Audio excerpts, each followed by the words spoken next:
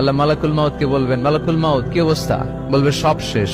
মাইয়াব্বা, কে বাকি? মালাকুল মাউত বলবে জিনেরা বাকি, যাদেরকে দেখা যায় না। আল্লাহ বলবেন জিনদেরকেও শেষ করে ফেলো, রুহু কবজ করো। মালাকুল মাউত আজরাইল জিনদের রুহু কবজ করবে। আল্লাহ এবার জিজ্ঞেস করবে, ইয়া মালাকাল মাউত আখবিরনি মাইয়াব্বা, এবার বলো আর কে বাকি? মালাকুল মাউত বলবে, আল্লাহ মানুষগুলো সব শেষ, জিনগুলাও শেষ, এবার বাকি ইবলিস শয়তান। কে বাকি?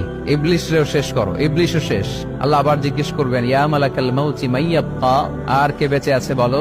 মালাকুল মাউত বলবে, আল্লাহ আপনার কথা অনুযায়ী পৃথিবীর সব মানুষের রুহু কবজ করলাম, সব জিনদের রুহু কবজ করলাম, ইবলিসের রুহু কবজ করলাম, এখন আছে শুধু ফেরেশতা। আছে কারা? যাও ফেরেশতাদের রুহু কবজ করো। ফেরেশতাদের রুহু কবজ হয়ে যাবে। এবার আল্লাহ জিজ্ঞেস করবেন, ইয়া মালাকাল মাউত আখবিরনি মাইয়াব্বা। মালাকুল মাউত বলবে, আল্লাহ আপনার কথা মতো ধরে ধরে সব শেষ, ফেরেশতাও শেষ, 4 জন ছাড়া। কয়জন ছাড়া? জোরে বলেন, কয়জন ছাড়া?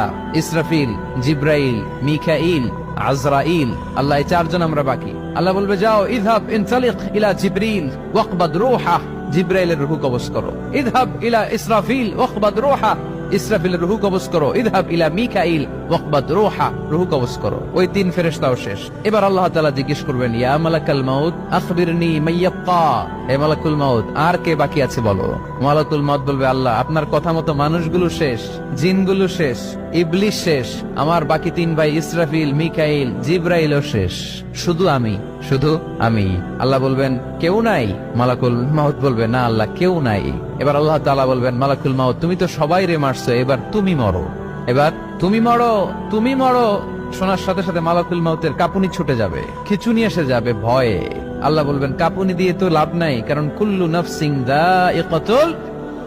রব্বুল আলামিন বলবেন, মালাকুল মাউত কেঁদো না, এটাই দুনিয়ার বিধান, আমি আল্লাহর দেয়া বিধান, এটাই জন্মালেই মরতে হয়। যাও, জান্নাত জাহান্নামের মাঝখানে একটা জায়গা আছে, জায়গাটার নাম হলো আরাফ।